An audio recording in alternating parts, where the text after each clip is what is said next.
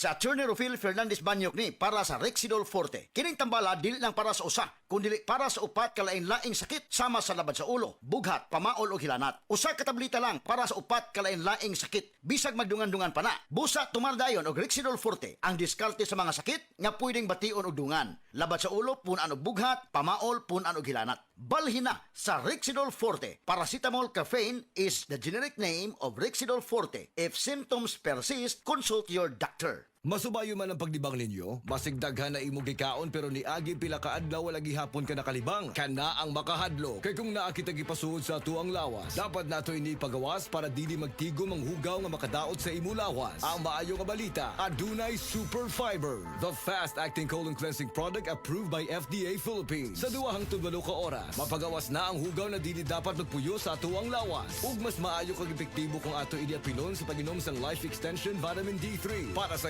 himsog kang maayong digestion. Mag-inom kada adlaw sang Super Fiber, mapalit sa mga butika. Mga pre, real talk sa ata. Kahinom ba ka sa imong kusog sa una? Sa una sayon ra kaayon nimong himuon ang mga butang nga di kayahon sa uban. Pero karon di na kaingon anak kakusgan. Kinahanglan nato ang kakusog nga makalahutay. Maong giredikon ko kada adlaw. Mutabang pagpabaskog sa lawas para sa maski unsang pagsulay. Naay muscle building amino acids. Aron ang kusog nimo mas mukusog pa. Syempre, kauban ang proper diet og exercise. Mao na ang kusog nga panglawas, kaisog hasta ambisyon nimo. Kusog nga gipakusog nimo. Revicon Forte. Multivitamins, minerals, and amino acids is the generic name of Revicon Forte. If symptoms persist, consult your doctor.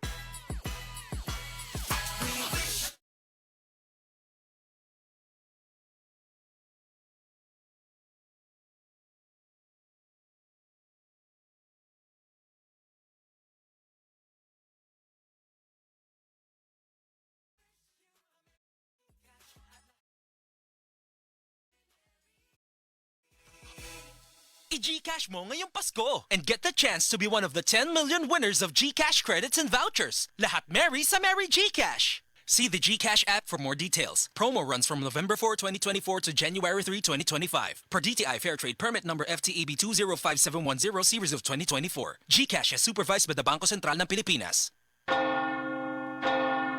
Pananalig, Pilipinong matatag ang pananampalataya.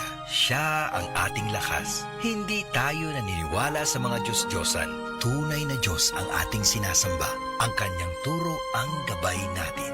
Huwag kayong sasamba sa ibang mga Diyos maliban sa akin. Exodus 23.